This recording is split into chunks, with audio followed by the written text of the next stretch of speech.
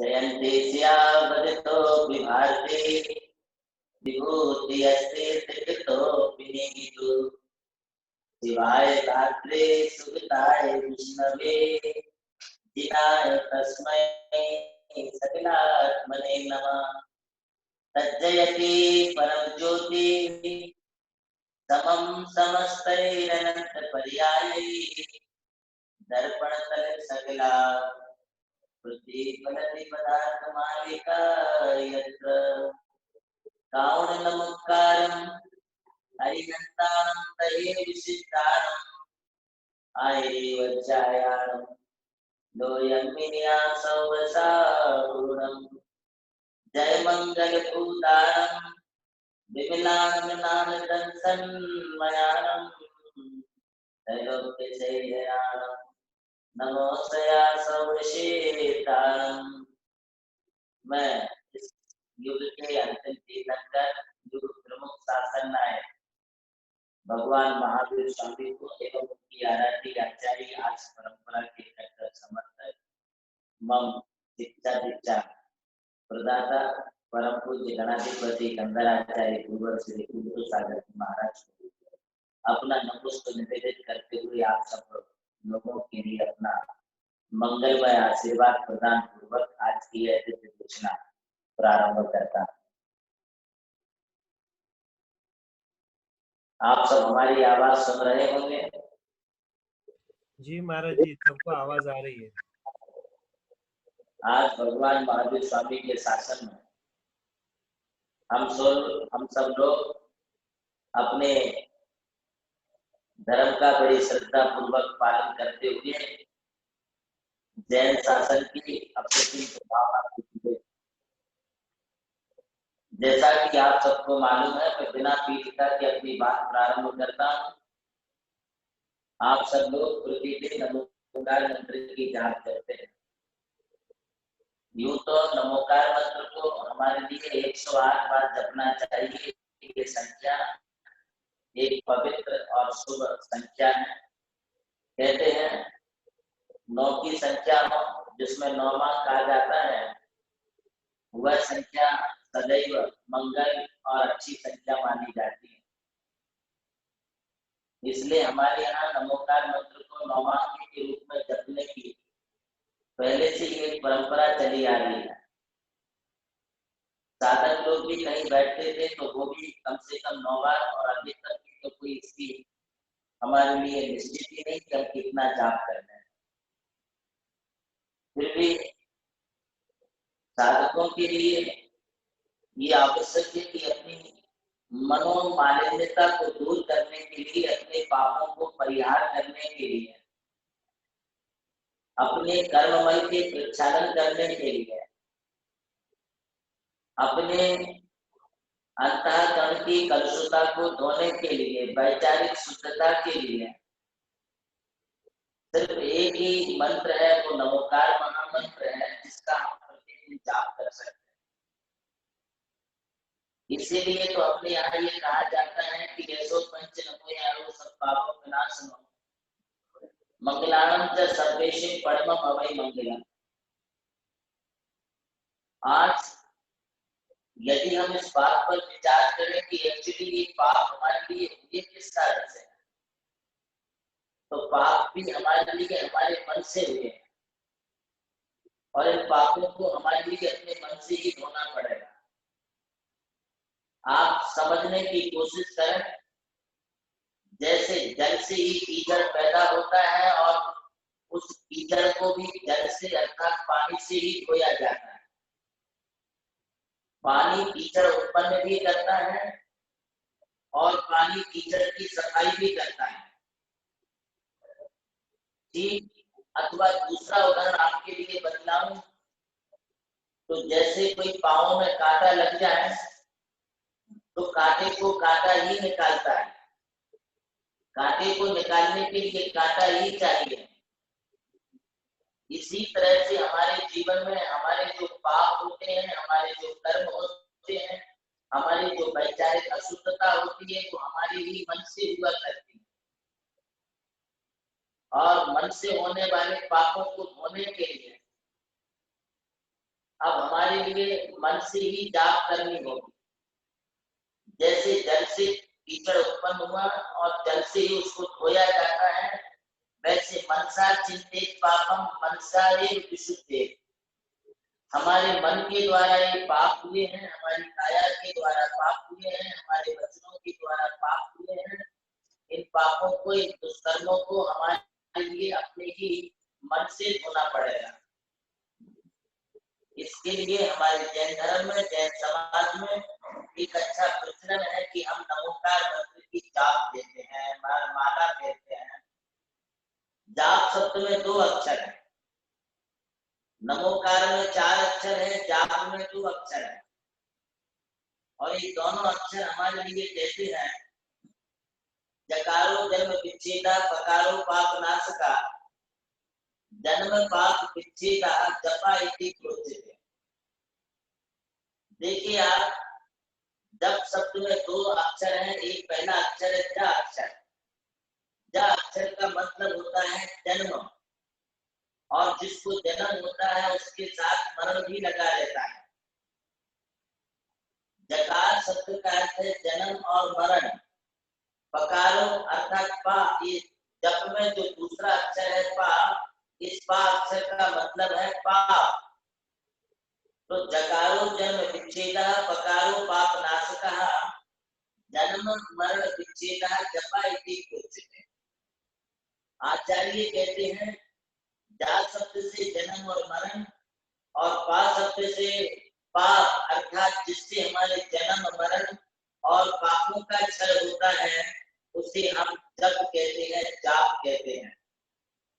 इसलिए जाप के लिए, पापों के नाश के लिए, अपने जन्म के दुखों को मिटाने के लिए, मरण के दुखों को मिटाने के लिए, शरीर जन्य दुखों को मिटाने के लिए, मानसिक दुखों को मिटाने के लिए, अपने सामाजिक, पारिवारिक एवं राजकीय दुखों को मिटाने के लिए, आर्थिक परेशानियों को मिटाने के लिए ये नमोकार मंत्र की जाप दी जाती है। अतः नमोकार मंत्र की जाप में बहुत बड़ी शक्ति और सामर्थ्यता है। इसे हम 108 बार करते हैं, कम से कम कोई भी जाप करता है तो 108 बार करता है। इसमें 108 दाने होते हैं और 3 दाने माला के ऊपर होते हैं। ये 3 दाने हैं, 3 और होते हैं जो सबसे ऊपर होते हैं, इसे मेरू कहते हैं। ये होने के कई कारण हैं। पहला कारण तो ये है कि हमारी माला कहाँ से शुरुआत होती है और कहाँ पर समाप्त होती है, इसे जानने के लिए ये 3 दाने होते हैं। दूसरी बात ये है कि इन 3 दानों पर हमारे लिए क्या बोलना चाहिए। तो हम जब जाप शुरू करते हैं तब हमारे लिए नीचे के दाने से ऊपर की तरफ बढ़ना चाहिए और सम्यक दर्शनाय नमः, सम्यक ज्ञानाय नमः, सम्यक चारित्राय नमः बोल के अपनी आंखों एवं अपने ललाट, अपने गले, हृदय पर लगा करके हम इस नमोकार को जपते हैं। ये संकल्प हमारे लिए करना चाहिए। अब दूसरी बात ये है कि इसमें 3 ही मन के स्वरूप है। यहाँ पर 3 ही दाने क्यों होते? 3 दाने, 3 मणियां होने का एक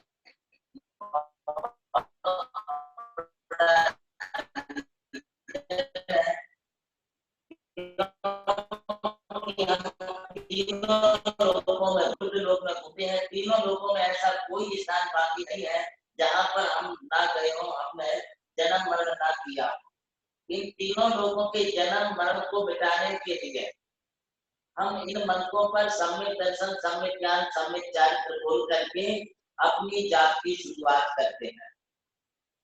एक और बात है, ये 3 मणि पर हम जो शुरुआत करते हैं वो इसके लिए करते हैं कि हमारे साथ जीवन में बहुत सारी जो है दुख है, बहुत सारी बीमारियां हैं, बहुत सारे रोग हैं।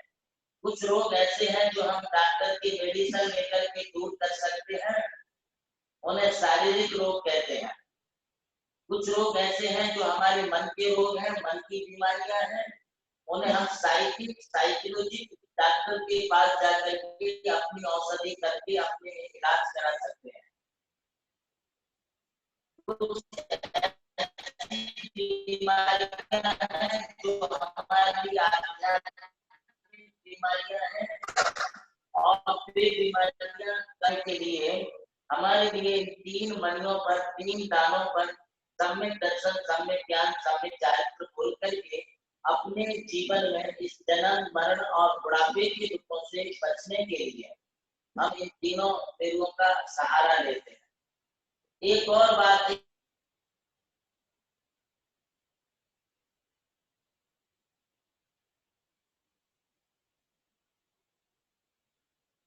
ये 3 मेरू हमारे इस बात की वजह से हो गया है, और 3 लोग के ऊपर जो सिद्ध शिला है, जो अर्ध चंद्राकार है, वो अर्ध चंद्राकार सिद्ध शिला पर जाकर के विराजमान हो जाऊं।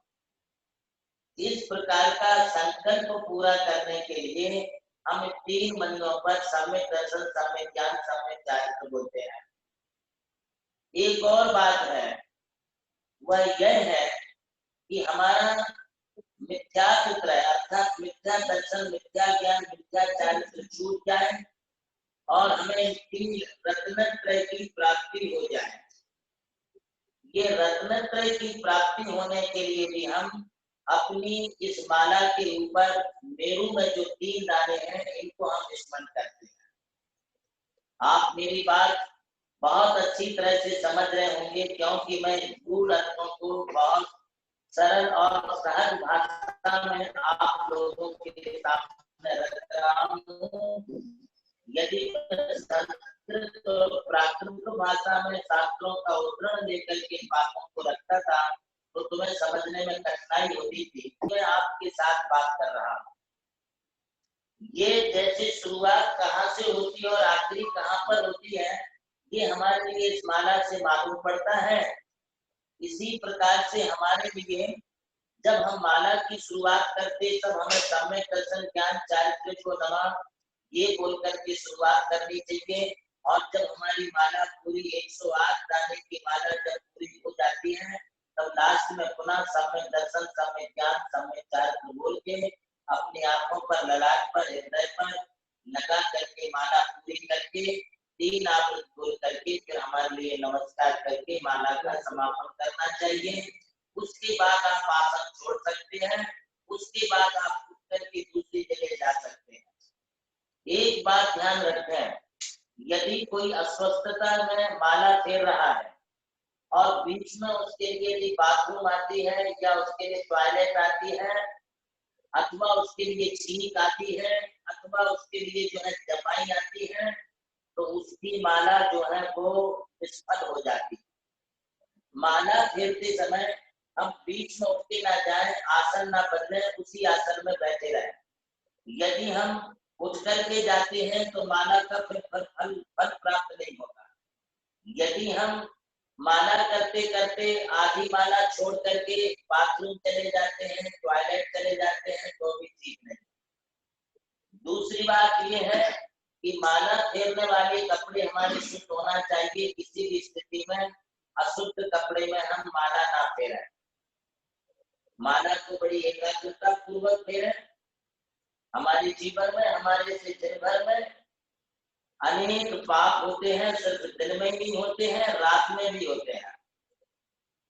पाप करने के स्थान अनेक हैं, पुण्य करने के स्थान सलिल हैं। पाप कहीं भी किए जा सकते हैं, किंतु पुण्य करने के लिए हमारे लिए कुछ ही स्थान मिले। आप विचार करें, आप घर में होंगे तब हमारे लिए पाप के ही ज्यादा साधन और निमित्त मिलते हैं। हम दुकान में हैं, ऑफिस में हैं, बिजनेस में हैं, इंडस्ट्री में हैं, किसी रिलेटिव से हम मिल रहे हैं, अपने घर वाले से, घर वालों से बातचीत कर रहे हैं, तो ये कोई पुण्य के काम नहीं है, ये सब पाप के काम है। खाना बनाना, खाना खाना ये पुण्य का काम नहीं, ये पाप का काम है। चाहे आप स्नान करो, चाहे झाड़ू लगाओ, चाहे पोछा लगाओ, चाहे बर्तन बांधो, चाहे आप सीढ़ी जलाओ, चूल्हा जलाओ, अथवा आप कपड़े आदि धो, घर में कोई भी काम करो, इन सारे कार्यों से पाप ही होते हैं। हमारे जीवन में हम दिन भर में, रात भर में हिंसा, झूठ, चोरी, खुशी और परिग्रह के कितने पाप करते हैं, इसका कोई अंत नहीं है। यदि इस समय में तुम्हारे पापों को तुम्हारे लिए गिनाऊं तो तुम 9 धार करके अश्रु बहा करके रोना शुरू कर दोगे। इतने पाप हम अपने दिन भर में जीवन में करते रहते हैं और इन पापों को हम कैसे रोकें? अन्य क्षेत्रे कृतं पापम धर्म क्षेत्रे विनश्यति, धर्म क्षेत्रे कृतं पापम बद्धते को भविष्यति। यदि हमारा किसी अन्य क्षेत्र में कोई पाप हुआ है, कोई कर्म हुआ है, कोई दुष्कर्म हुए हैं, तो इन पापों के लिए हम धार्मिक स्थान में, पुण्य स्थल पर, तीर्थ स्थल पर गुरु के समीप जाकर के उनको वंदन करके अपने पापों को हम धो सकते हैं। किंतु यदि धर्म क्षेत्र में, पुण्य क्षेत्र में यदि कोई पाप होता है तो उन पापों को हम कहाँ धोएंगे? हमारे लिए पुण्य करने के स्थान सेलेक्टेड है। बताइए, पुण्य करने के लिए तो मंदिर जाना पड़ता है। मंदिर हम 24 घंटे में कभी एक बार जा पाते हैं, कभी कभी तो वो भी नहीं जा पाते हैं। आज लॉकडाउन की स्थिति बनी है, पूरा देश कोरोना की वजह से लॉकडाउन की चपेट में है। हमारे लाखों लाखों जैन परिवार जो नियमित रूप से मंदिर जाके देव दर्शन करके, पूजा अभिषेक करके भोजन करने का नियम लिए हुए थे, आज भी इस नियम को पालन करना उनके लिए बहुत मुश्किल सा हो रहा है। हमारे पुण्य के द्वार बंद हो गए। हमें मंदिर में जाकर के पुण्य होता है, गुरु के पास जाकर के पुण्य होता है, शास्त्र सुनकर के पुण्य होता है, माला फेरने से पुण्य होता है, उपवास करने से पुण्य होता है। हम कोई धार्मिक अनुष्ठान करें, धार्मिक क्रिया करें, उससे हमारे लिए पुण्य होता है। पुण्य होने के लिए हमारे लिए कोई जप तप अनुष्ठान करना होगा, तब हमारे लिए पुण्य होगा। इन समस्त पुण्य की क्रियाओं में से एक सर्वश्रेष्ठ क्रिया अर्जन करने की यदि हमारे जीवन में कोई है तो वो है नमोकार मंत्र की जाप करना। बहुत प्रकार से पाप होते हैं हम लोगों से। तत्वार्थ सूत्र ग्रंथ में आचार्य उमा स्वामी जी ने कहा है कि यह जीव मन वचन काय से पाप करता है। समारंभ समारंभ आरंभ, कृत कार्य अनुमोदना, मन वचन काय और क्रोध मान माया लोभ, इन 4 कसाय। देखिए, समारंभ किसी काम को करने का मन में संकल्प करना, इसे समारंभ कहते हैं। मान लो तुम्हारे विरुद्ध किसी ने कोई बात कह दी, तुम्हारा बेटा तुम्हारी बात नहीं मान रहा है, तो आने दो, मैं देखूंगा उसे। ये मन में जो संकल्प हुआ है, ये मन जनित समारंभ है। अब बेटा आएगा, मैं उसकी पिटाई करूंगा, इसके लिए कोई लाठी वगैरह उठा के रख लिए, उसको मारने की तैयारी कर लिए, ये अपने लिए जो है समारंभ है। और बेटा आने के बाद उसे मारने के लिए दौड़ना, मारने के लिए जाना, ये आरंभ। ये तीनों क्रियाओं के करने से 3 प्रकार से पाप हो गया। और ये तीनों प्रकार का पाप हम खुद करते हैं तो कृत है, किसी दूसरे से कराते हैं तो कारित है, और किसी करने वाले को, मारने वाले के लिए यदि हम अनुमोदना करते हैं तो वो हमारे लिए अनुमोदित है। ये समारंभ समारंभ आरंभ को कृत कार्य अनुमोदना, इन 3 से मल्टीप्लाई कर दिया जाए तो 9 प्रकार से पाप हो गया। ये 9 प्रकार का पाप कभी हमारे मन से होता है, कभी हमारे वचन से होता है, कभी हमारे शरीर अर्थात काय से होता है। तो ये मन वचन काय 3 प्रकार से होता है। वो 9 प्रकार के पाप को मन वचन काय इन तीनों से यदि मल्टीप्लाई कर दिया जाए तो 27 प्रकार का पाप हो जाता है। ये 27 प्रकार के पाप कभी हमारे क्रोध के कारण होते हैं, कभी हमारे मान के कारण होते हैं, कभी हमारे माया कसाई के कारण होते हैं, कभी वो पाप हमारे लोभ लालच के कारण होते हैं। तो इन 27 प्रकार के पापों को हम क्रोध मान माया लोभ, इन 4 कसायों से यदि मल्टीप्लाई कर देते हैं तो 108 प्रकार के पाप हो जाते हैं। इन 108 प्रकार में व्यापार आदि अच्छा चलता रहे, इसके लिए होती है। कुछ माला हमारे रिलेशन अच्छे बने रहे, हम एक दूसरे से प्यार और प्रेम से रहें, इसके लिए कुछ माला फेरी जाती है। कुछ माला इसलिए फेरी जाती है कि हमारे समाज में, हमारे देश में शांति बनी रहे, सुखी रहे सब जीव जगत के, ये भावना लेकर के फेरी जाती है। कुछ माला इसलिए फेरी जाती है कि कोई कभी ना घबराए, कभी किसी जीव को कोई दुख ना हो, इसके लिए कुछ मालाएं फेरी जाती है। कुछ मालाएं इसलिए फेरी जाती है कि हमारे देश का जो राष्ट्रपति है, प्रधानमंत्री है, हमारे यहाँ के जो शासकीय प्रशासकीय लोग हैं, वे भी खुश रहें और हमारे देशवासियों को भी खुश रखें, इसके लिए कुछ माला फेरी जाती है। और कुछ माला इसलिए फेरी जाती है कि विश्व के सभी जीव, विश्व में शांति हो, सुख हो, चैन हो, इसके लिए फेरी जाती है। और कुछ माला इसलिए फेरी जाती है कि हमारे लिए आत्म शांति, हम सबकी शांति करें, तो अपनी भी शांति होनी चाहिए। सबको सुखी होने की बात यदि हम करते हैं तो हमारे लिए भी सुख मिलना चाहिए, इस अपेक्षा को लेकर के हम कुछ मालाएं फेरते हैं। कुछ मालाएं अपने नरकों से बचने के लिए, नरक के दुखों से बचने के लिए फेरते हैं। तो कुछ माला हम अपने त्रियंच गति, पशु जानवरों के दुख दूर हो, हमें कभी वो पर्याय गति ना मिले, इसके लिए हम कुछ मालाएं फेरते हैं। कुछ मालाएं हम इसलिए फेरते हैं कि हमारा मनुष्य जन्म सार्थक हो एवं हम सुखी रहें और निरोगी रहें और अंत समय में हमारे लिए समाधि मन की प्राप्ति हो, इसलिए हम कुछ माला फेरते हैं। कुछ माला इसलिए फेरते हैं कि हमारे लिए मोक्ष की प्राप्ति हो। बताइए हमें कितनी मालाएं फेरनी चाहिए दिन भर में? एक माला फेरने के लिए शास्त्रीय आधार से आचार्यों ने ये कहा है कि स्वस्थ मनुष्य एक अंतर मुहूर्त में 48 मिनट में उसकी 3773 बार नाड़ी चलती, अर्थात दिल की धड़कन होती है। ये साइंस, ये विज्ञान भी मानती है। साइंस और विज्ञान ने ये बात मानी है कि जो हमारे दिल की धड़कन है ना, ये दिल की धड़कन 1 मिनट में 78 बार होती है। तो टोटल 48 मिनट में ये 3773 बार होती है। एक नमोकार मंत्र बोलने के लिए 3 धड़कन अर्थात 3 नाड़ी, 3 उच्छ्वास लगती है।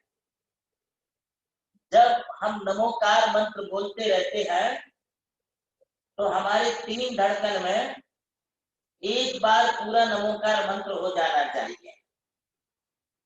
27 धड़कन में अर्थात 27 बार हमारी दिल की धड़कन जब होती है, 27 बार, उतनी बार में 9 बार नमोकार मंत्र हो जाना चाहिए। आप बात समझ रहे हैं? तो ये नमोकार मंत्र यदि 27 धड़कन में 9 बार होता है तो लगभग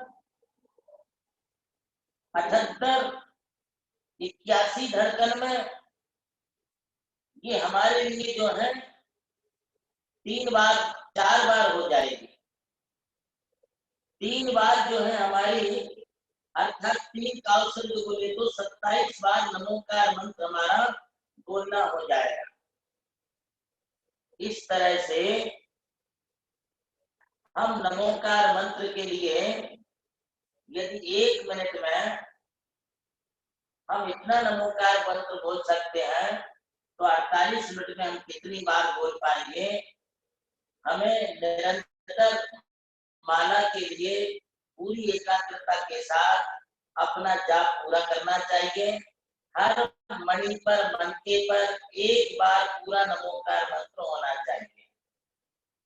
ऐसा ना हो कि एक मनके पर नमो निरंतरम, दूसरे पर नमो सिद्धाणम, तीसरे पर नमो आर्याणम, चौथे पर नमो मध्याह्नम और 5वें मनके पर नमो लोहे सब श्रावणम बोलेंगे तब तो आपका जो है ये महामंत्र 27 बार भी नहीं हो पाएगा और एक माला हो जाएगी।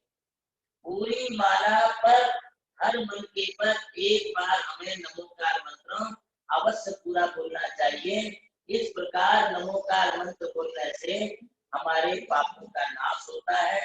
108 दाने होने का रीजन और कारण ही यही है, और हम इसको जितनी तत्परता और अंतरंग की शुद्धि पूर्वक बोलते हैं उतना हमारे लिए इसका जो है बेनिफिट मिलता है। माला से फेरिए या हाथों पर गिनिए या आप अपने हृदय में या नाभि में या मुख पर कहीं भी कमल बिंदु की स्थापना करके भी इसकी जाप कर सकते हैं। कमल बिंदु आदि के संदर्भ में मैं कल आपसे पुनः चर्चा करूंगा। आज इतना ही। प्रश्नोत्तर करिए। भारत जी। सरल स्वभावी दृढ़ संयमी गंभीर श्रुत धारक प्रभावी प्रवचनकार सिद्ध सारस्वत अद्भुत आत्मबोधक विचार मंथनों से ओतप्रोत परम पूज्य सरस्वताचार्य देवनंदी जी।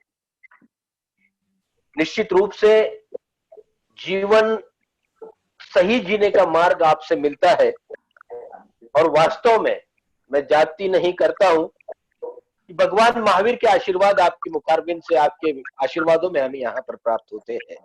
आइए परम पूज्य गुरुदेव से चर्चा का समाधान करते हैं। चलते हैं जैनम जूम के प्रणेता जिन्हें कहा जाता है वे पारस जी लोहाड़े के पास, और उनको निवेदन करता हूं कि वे चर्चा समाधान का यहाँ पर प्रारंभ करें। उससे पहले आज के भजन और आरती गाने का सौभाग्य प्राप्त कर रहे हैं हमारे विपुल जितेंद्र साहू जी औरंगाबाद, और कल जो आरती होगी वे हमारे औरंगाबाद के बहुत आदरणीय व्यक्ति मानिक भाऊ गंगवाल, इनके जन्मदिन के प्रत्यर्थ है, उन्हीं के कर कमलों द्वारा आरती संपन्न होगी कल की। आइए प्रारंभ करते हैं। बोलिए, पारस भाई पूछिए।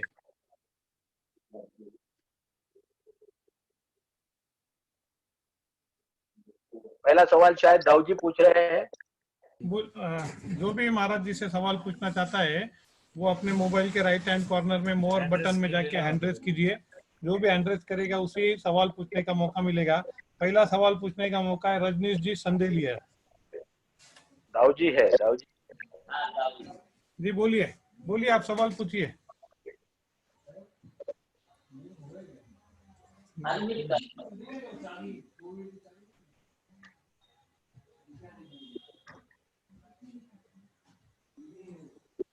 तब तक हम दूसरा चांस देते संजना जी जैन। संजना जी अनम्यूट कीजिए।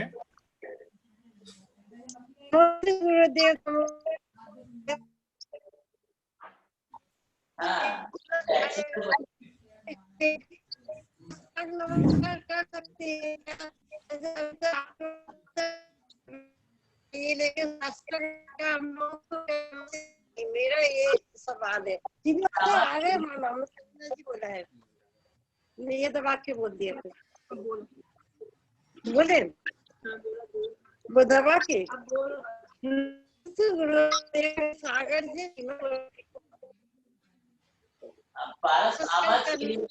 हाँ आवाज नहीं आ रही ठीक से महाराज जी, उनका नेटवर्क नहीं है।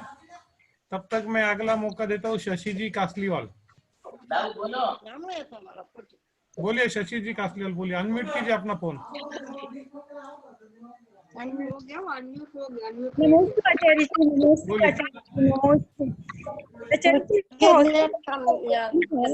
तो मोबाइल से भक्तामृत करना चाहते तो कर सकते हैं क्या? हेलो वापस, हाँ बोलिए बोलिए। नमोस्तु आचार्य जी, नमोस्तु नमोस्तु। आचार्य जी अगर कोई हॉस्पिटल में एडमिट है तो क्या मोबाइल में भक्तामृत के तत्वासुत वगैरह का पाठ कर सकते हैं क्या?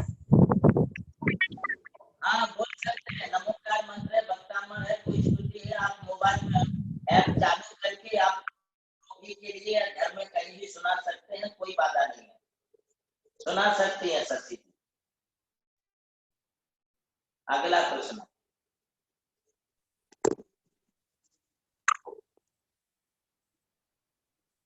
धीरज जी कासलीवाल औरंगाबाद। नमस्ते गुरुदेव। बोलिए धीरज जी। बोलिए। पापा नमस्ते गुरुदेव, नमस्ते गुरुदेव, नमस्ते। गुरुदेव नमस्ते। एक सवाल था गुरुदेव। बोलिए बोलिए ना। धीरज भाई, बोलिए आप। गुरुदेव कभी कभी क्या होता है कि ध्यान करते हैं कि जैसे आपने बताया था कि नमो रियंतानम नमो सिद्धानम, ये अपने को आंखों के सामने दिखने को ना आसमान में, जी तो वो कभी कभी परफेक्टली नहीं दिखता, तो दिखने के लिए क्या करने को ना, जैसे विजुअलाइज होने के लिए क्या करने को ना? कुछ नहीं है, तुम धीरे धीरे अभ्यास करो। अभ्यास करने से साधना बढ़ेगी, मन की एकाग्रता बढ़ेगी और पंच नमस्कार मंत्र तुम्हारे लिए अपनी चक्षुन्द्रिय का, घ्राणेन्द्रिय का, रसनेन्द्रिय का, कर्णेन्द्रिय का और स्पर्शेन्द्रिय का विषय बनेगा। इसे बहुत गहरी साधना और कई वर्षों तक साधना करनी पड़ेगी। अगला। नमस्ते गुरुदेव। नमस्ते नमस्ते गुरुदेव, नमस्ते गुरुदेव। नमस्ते आचार्य श्री। हाँ बोलो संगीता बोलिए जी। दिनेश जी, बोलिए। नमस्ते आचार्य। चतुर्थ सूत्र का अध्याय रोज सारे पढ़ने चाहिए, एक एक पढ़ सकते हैं? फिर से बोलिए। तत्वार्थ सूत्र का अध्याय एक एक रोज पढ़ सकते हैं या सारे एक साथ पढ़ने चाहिए? एक साथ भी पढ़ सकते हो, यदि टाइम नहीं है तो एक एक अध्याय भी रोज पढ़ सकते हो। 10 अध्याय एक साथ पढ़ने से एक उपवास का फल मिलेगा। एक एक अध्याय रोज पढ़ोगे तो 10 दिन में एक उपवास का फल मिलेगा, और 10 अध्याय एक ही साथ पढ़ लोगे तो पूरे उपवास का फल मिलेगा। नमस्ते आचार्य श्री। नमस्ते आचार्य। ये आशीर्वाद। आज तो नंबर आ गया।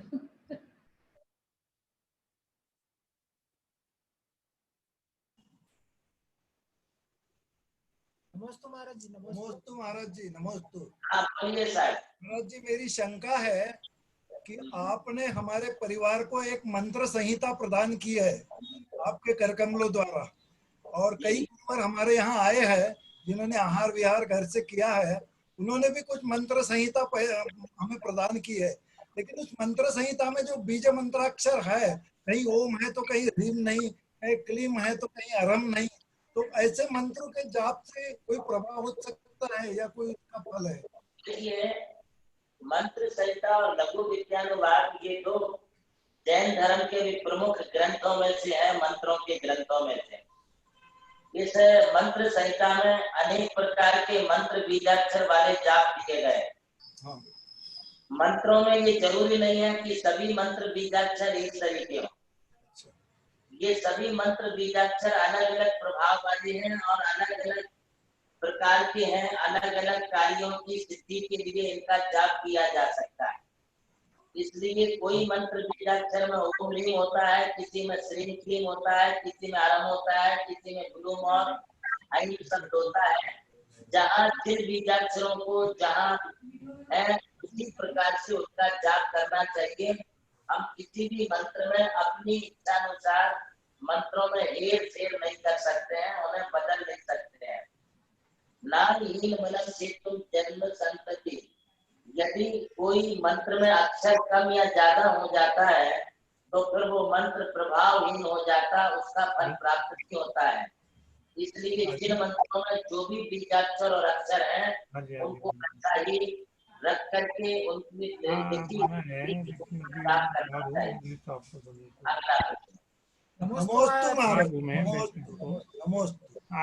अगला प्रश्न है। हेलो, अगला प्रश्न है अमोल जी पाटनी अंबड़।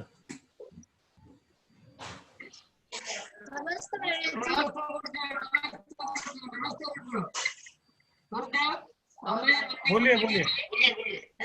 मंदिर के वेदी पे चंद्रपुर भगवान की प्रतिमा है, प्रतिमा अचल है, और दो प्रतिमा है, वो एक प्रतिमा अचल है और दो प्रतिमा अचल है, इसलिए वो प्रतिमा का पंचांग जब से करते नहीं आता है।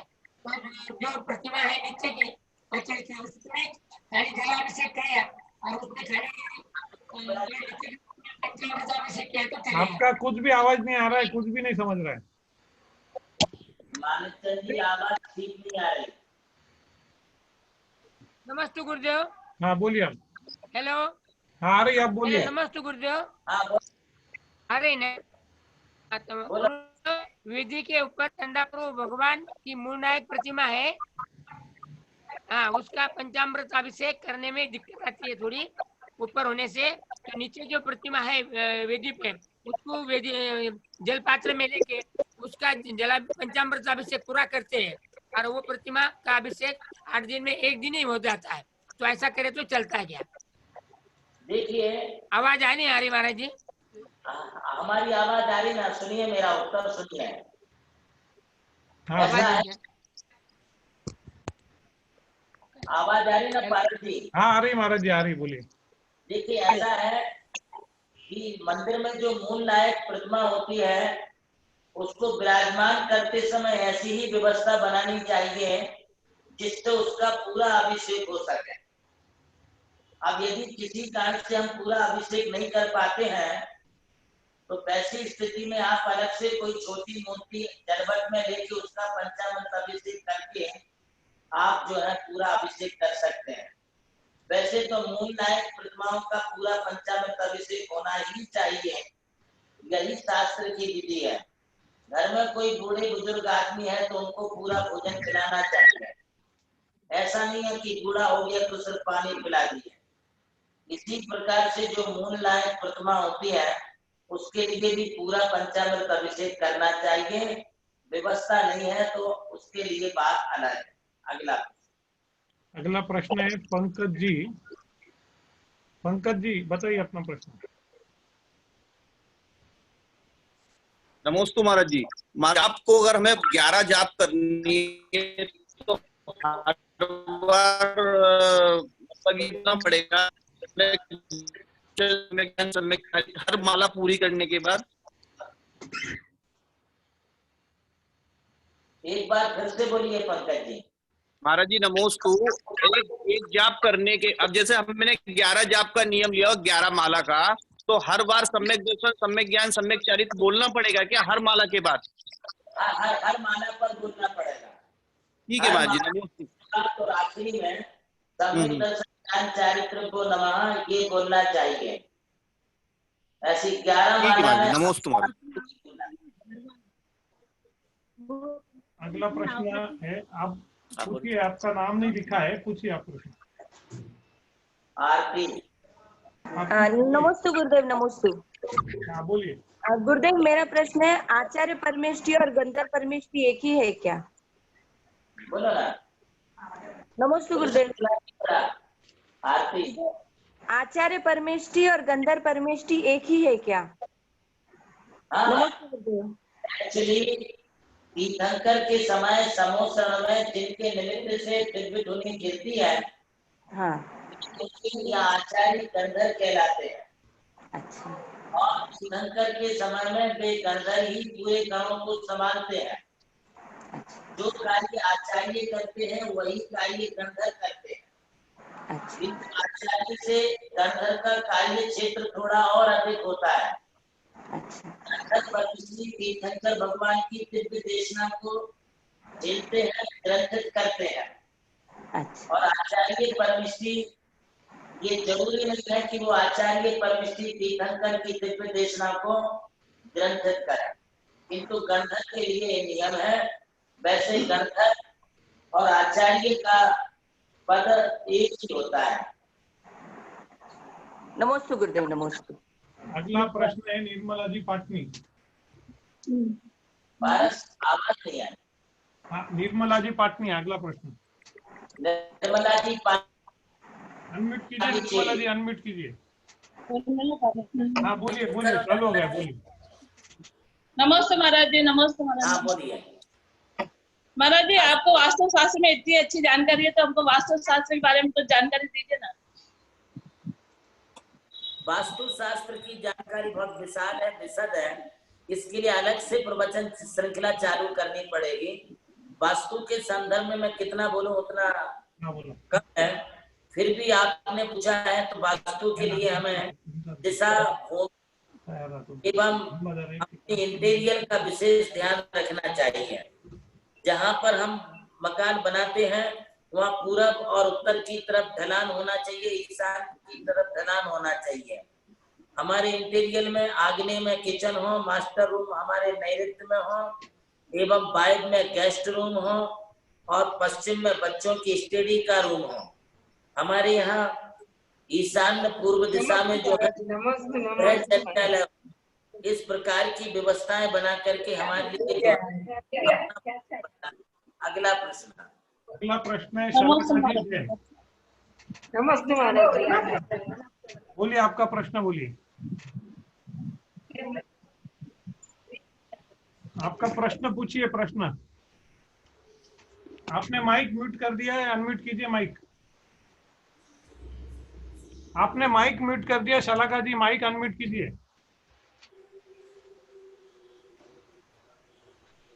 महाराज सुनो। हाँ बोलिए बोलिए, आ रही है आवाज। नमस्ते महाराज जी, नमस्ते महाराज जी। कर्मों की निर्जरा कैसे होती है? स्वाध्याय, पूजा, जाप या अभिषेक? सभी से होती है। जो भी क्रियाएं, धार्मिक क्रियाएं आप करेंगे, उन सभी क्रियाओं से हमारे पापों का क्षय होता है, पुण्य की प्राप्ति होती है। कर्मों की निर्जरा और मोक्ष प्राप्त करने के लिए हमें कठोर तप एवं ध्यान करना पड़ेगा, तब जाकर के कर्मों की निर्जरा होगी। नमस्ते। अगला प्रश्न है संतोष जी बाकलीवाल। संतोष जी नमस्ते गुरुदेव जी, बोलिए बोलिए। नमस्ते गुरुदेव। गुरुदेव, मेरा प्रश्न यह है कि आज के इस जमाने में हमें अपने आप पर भरोसा क्यों नहीं है? हमें अपने आप पर संयम क्यों नहीं गुरुदेव? जरा सी भी अगर कोई बात हो जाती है कि हम सीधा आत्महत्या करने का जो तो विचार कर लेते हैं। आजकल की जो अगर सिचुएशन देखे, करंट सिचुएशन, तो ये बहुत बढ़ रहा है गुरुदेव। क्या हमें आज तक हमने जो धार्मिक कार्य किए या जो भी क्रियाएं करते हैं, क्या? हाँ गुरुदेव। हाँ सुनिए, प्रश्न समझ गया मैं। हाँ गुरुदेव। देखिए, जब अपने जीवन में पैसा, सत्ता, प्रभुता एवं प्रभाव जब बढ़ जाता है, इतना सब कुछ होने के बावजूद भी हमारे मन में समाधान नहीं है, मन में शांति नहीं है, और आदमी आगे की भविष्य की, फ्यूचर की चिंता करने लगता है। उस फ्यूचर की चिंता करते हुए वह डिप्रेशन में आ जाता है, अपने आप को हीन और दीन समझने लगता है। जब हीन और दीन समझने लगता है, तब फिर वो अपने आप को सुसाइड करने का विचार करता है। किसी का मर्डर करना जैसे पाप है, हिंसा है, उसी प्रकार से जो है किसी के लिए अपनी सुसाइड करना भी बहुत बड़ा पाप है। चाहे कोई छोटा आदमी हो या बड़ा आदमी हो, सुसाइड करने के लिए सिर्फ हमें डिप्रेशन, और जब ये डिप्रेशन आ गया तो फिर वो जो है आत्महत्या की बात विचार करता है। इसलिए हमें अपने दीन वृत्तियों से, डिप्रेशन से बाहर निकलना चाहिए, सकारात्मक सोच रखना चाहिए, हमें अपनी पॉजिटिव सोच बनाना चाहिए। और जब हमारे लिए कोई गलत ख्याल आते हैं या हमें ऐसा लगता है कि मैं बहुत गरीब हूँ, छोटा हूँ, मेरे पास पैसा नहीं है, तब हमें अपने से नीचे वालों को देखना चाहिए कि बेचारे वो तो फुटपाथ पर सोते, उनके पास तो कुछ भी नहीं है, हमारे पास तो इतना कुछ है। ऐसा आप विचार करेंगे तो फिर आप जो है डिप्रेशन से बाहर निकलेंगे और सुसाइड करने से भी बाहर निकलेंगे। इसमें पढ़ाई लिखाई का, एजुकेशन का कोई महत्व नहीं है। एजुकेशन का अपने विचारों से कोई संबंध नहीं है। कोई कम पढ़ा हो या ज्यादा पढ़ा हो, हमें डिप्रेशन से, हीन भावनाओं से बचना चाहिए। अगला प्रश्न है अनिल जी जमगे। अनिल जी जमगे। हाँ गुरुदेव, नमस्ते। नमस्ते गुरुदेव। आशीर्वाद दिया। नमस्ते नमस्ते गुरुदेव। प्रायश्चित से पुण्य बंद होता है क्या? क्या बोले? कोई गलती करे अपन कोई गलती करते हैं, हाँ, उसका प्रायश्चित होता है। हम लोग नहीं, उनका प्रश्न, महाराज जी उनका प्रश्न है कि प्रायश्चित करने से पुण्य बंद होता है क्या? हाँ अनिल जी, जब अपने से कोई गलती हो जाती है तो पश्चातापस फलश्रुति, अपन उस बात का जब पश्चाताप करते हैं तो पश्चाताप करने से अपने पापों का प्रक्षालन होता है।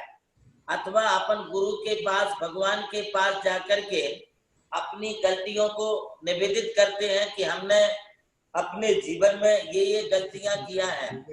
यदि उन गलतियों को हम कबूल करते हैं और मैंने बहुत गलत किया है, मेरे से गलत हुआ है, ऐसा अपन पश्चाताप करते हैं, फिर गुरु तुम्हारे लिए जो प्रायश्चित देते हैं, उस प्रायश्चित को यदि आप करते हैं तो अपने गलतियों का प्रायश्चित होकर के सारे पापों से अपने को मुक्ति मिल जाती है।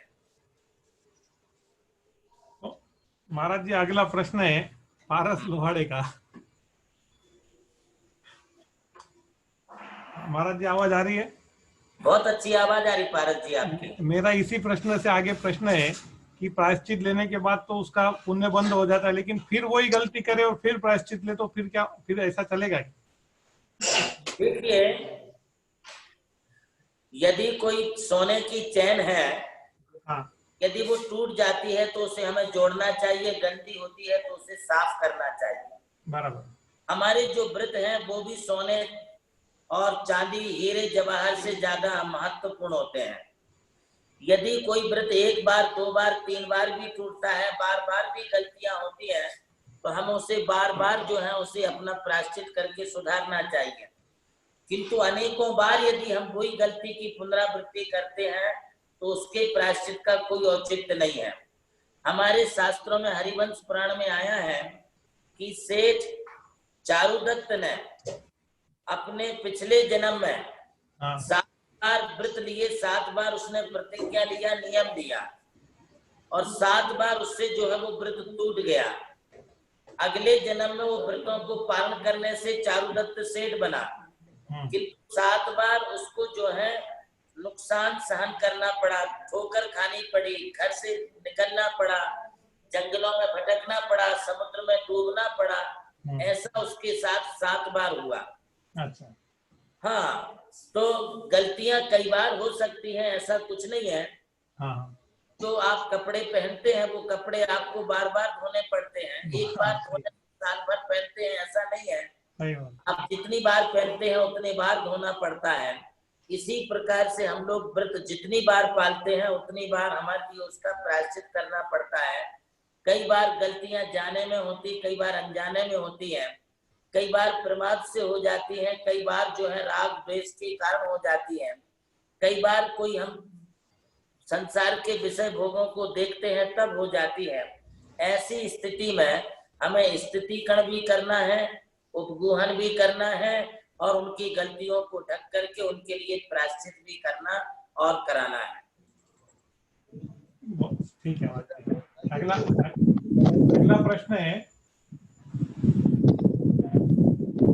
चांदवड़ से बालचंद जी का। एक मिनट।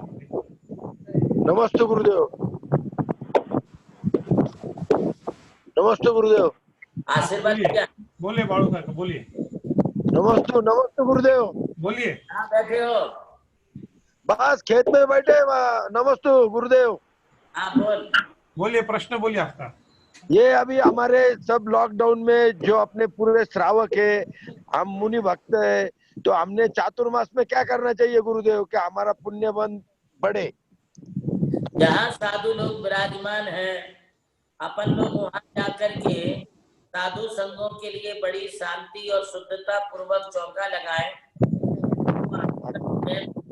करें, पास बैठ करके शास्त्र स्वाध्याय सुने, भगवान का अभिषेक पूजन आदि करें। और यदि अपन साधु के पास नहीं जा पाते चौका लेकर के, तो अपने अपने गांवों में, मंदिरों में शांति पूर्वक अभिषेक पूजन, स्वाध्याय, जप तप आदि करके आप कोरोना का काल व्यतीत करके धर्मार्जन कर सकते हैं। सवाल जवाब का दौर आज यही समाप्त करते हैं और चलते हैं आरती की ओर। प्रवीण जी लोहाड़े। गजब का नूर चेहरे पर की जैसे नूर रहमत हो, फकीरी में भी वो अंदाज की जैसे बादशाहत हो, कोई दो राय नहीं इसमें।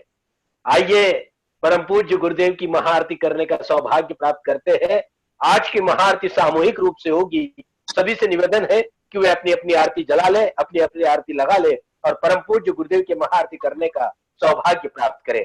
पहले आरती से पहले हमारा विपुल जितेंद्र साहू जी एक भजन बोलेगा, उसके बाद तुरंत आरती वही प्रारंभ करेगा। आइए जितेंद्र जी साहू जी। विपुल जी साहू जी, औरंगाबाद। भारत साहब। हाँ विपुल जी, आवाज आ रही है? आ रही बोलिए। हाँ बोलो विपुल। आचार्य कुंतु सागर थोड़ा जोर से, आवाज कम आ रही। विपुल भाई आवाज कम आ रही है आपकी। जय बोलो गणाधिपति गंधर आचार्य कुंतु सागर जी गुरुदेव की जय। जय बोलो प्रज्ञा श्रीमद सारस्वताचार्य देवनंदी जी गुरुदेव की जय। जय। समस्त आचार्य संघ की जय। जय। नमोस्तु गुरुदेव, नमोस्तु गुरुदेव, नमोस्तु गुरुदेव। गुरु का दामन, गुरु का दर किस्मत से नसीब होते हैं। गुरु का दामन, गुरु का दर किस्मत से नसीब होते हैं। जिनको मिली इनकी रहमत वो बड़े खुशनसीब होते हैं। जिनको मिली इनकी रहमत वो बड़े खुशनसीब होते हैं। हम सब बड़े खुशनसीब हैं जो जैनम झूम चैनल के माध्यम से गुरुवर की वाणी सुनने का मधुर अवसर हमें मिला। इस अवसर पर गुरु चरणों में कुछ पंक्तियां रखना चाहूंगा। आवाज आ रही है बराबर? विपुल भाई आपकी आवाज कम आ रही है, थोड़ा सा नजदीक लेके बोलिए ना। बोलिए। हेलो, आवाज आ रही है बराबर अभी? हाँ बोलिए। कभी तो ये गुरुवरी माझी बन जाते हैं, कभी तो ये गुरुवरी साथी बन जाते हैं। उंगली पकड़ मेरी रास्ता दिखाते हैं, उंगली पकड़ मेरी चलना सिखाते हैं। तो बोलो ना, कभी तो ये गुरुवरी माझी बन जाते हैं, कभी तो ये गुरुवरी साथी बन जाते हैं। सुनते हैं तेरी रहमत दिन रात बरसती है, सुनते हैं तेरी रहमत दिन रात बरसती है।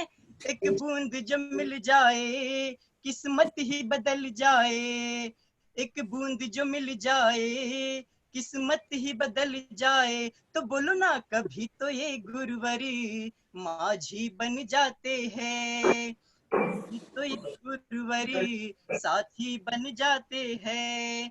आंखों में बसाया है तुम्हें दिल से गाया है, आंखों में बसाया है तुम्हें दिल से गाया है। मेरी हर धड़कन में बस तू ही समाया है, मेरी हर धड़कन में बस तू ही समाया है। तो बोलो ना, कभी तो ये गुरुवरी माझी बन जाते हैं, कभी तो ये गुरुवरी साथी बन जाते हैं। एक बार जो भी तेरे दर पे आता है, अगली बार और चार साथ लाता है। एक बार जो भी तेरे दर पे आता है, अगली बार और चार साथ लाता है। कोई पाव पाव चल के आता है यहाँ, और कोई कार की सवारी है। जो भी हो मगर सही ये बात है, तेरे दर के सारे ये जो भक्त है, हर भक्त झोली अपनी भर के जाता है। अगली बार और चार साथ लाता है। एक बार जो भी तेरे दर पे आता है, अगली बार और चार साथ लाता है। तू दया का प्यार का खजाना है, तेरे दम से ही तो ये जमाना है। तेरे दर पे जो भी सर झुका गया, जिंदगी को सफल बना गया। फिर वो सुबह शाम तेरे गीत गाता है, अगली बार और चार साथ लाता है। एक बार जो भी तेरे दर पे आता है, अगली बार और चार साथ लाता है। जो भी जैसे लेके आए भावना, पूरी होती उनके मन की कामना। प्यार की नजर तू अपनी डाल दे, जिंदगी को मेरी तू सवार दे। जो भी तेरा हो गया वो मुक्ति पाता है, अगली बार और चार साथ लाता है।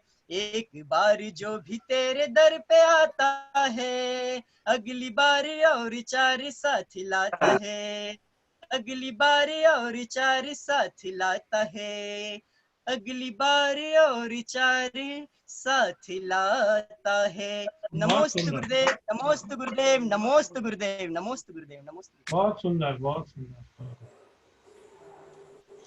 बोलो प्रारंभ करें।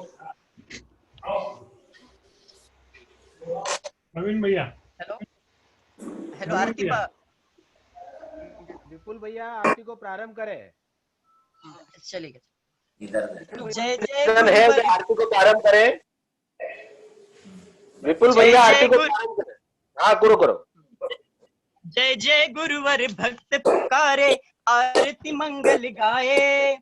आरती करके आरती देव नंदी जी की मूर्ति मेरी नश जावे। गुरुवर के चरणों में नमन, यतिवर के चरणों में नमन, सूर्यवर के चरणों में नमन, यतिवर के चरणों में नमन। कहागढ़ में जन्म लिया है धरती माता, चंद्र के पिता तुम्हारे हर्षित मन मुस्काता। नगर में सब जन मंगल गावे, हो नगर में सब जन मंगल गावे, भूले नहीं समावे। करके आरती नंद जी की मोहत मेरी नश जावे। गुरुवर के चरणों में नमन, ऋषिवर के चरणों में नमन, यतिवर के चरणों में नमन, सूर्यवर के चरणों में नमन। सूरज सा था तेज आपका नाम मुलायम भाया, बीता बचपन आई जवानी घर से मन अकुलाया। ये सब कुछ तो नाशिवान है हो, ये सब कुछ तो नाशिवान है। भाव जगावे, करके आरती देव नंदी मोहत मेरी नश जावे। गुरुवर के चरणों में नमन, ऋषिवर के चरणों में नमन, यतिवर के चरणों में नमन, ऋषिवर के चरणों में नमन। कुंतु सागर गुरुवर ने तुम्हें दीक्षा दे उदारा, देख के तन की कोमलता को देव नंदी के पुकारा। चारित रथ पर चढ़ गए गुरुवर हो,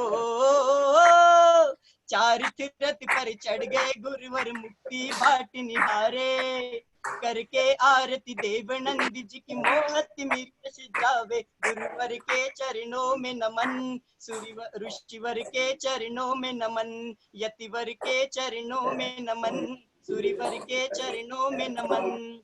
धन्य है जीवन धन्य है तन मन मिलकर जो गुण गावे। स्वर्ग संपदा सब पाकर मनुष्य जन्म फल पावे। दिव्य ज्ञान तुम साहम पाकर हो, दिव्य ज्ञान तुम साहम पाकर लोक शिखर पा जावे। करके आरती देव नंदी जी की मोहत मेरी नश जावे। गुरुवर के चरणों में नमन, ऋषिवर के चरणों में नमन, यतिवर के चरणों में नमन, सूर्यवर के चरणों में नमन। गुरुवर के चरणों में नमन, ऋषिवर के चरणों में नमन, यतिवर के चरणों में नमन, सूर्यवर के चरणों में नमन। नमोस्तु गुरुदेव, नमोस्तु गुरुदेव, नमोस्तु गुरुदेव, नमोस्तु गुरुदेव। आशीर्वाद। मुझे 2 पंक्तियां कहने का अवसर मिला, सभी को बहुत बहुत शुक्रिया, बहुत बहुत शुक्रिया।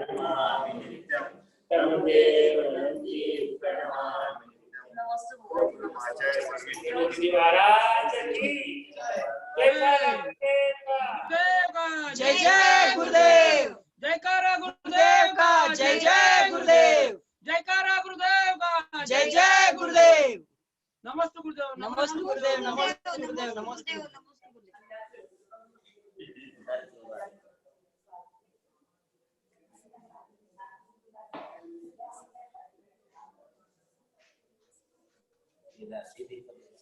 दीदी को ध्यान।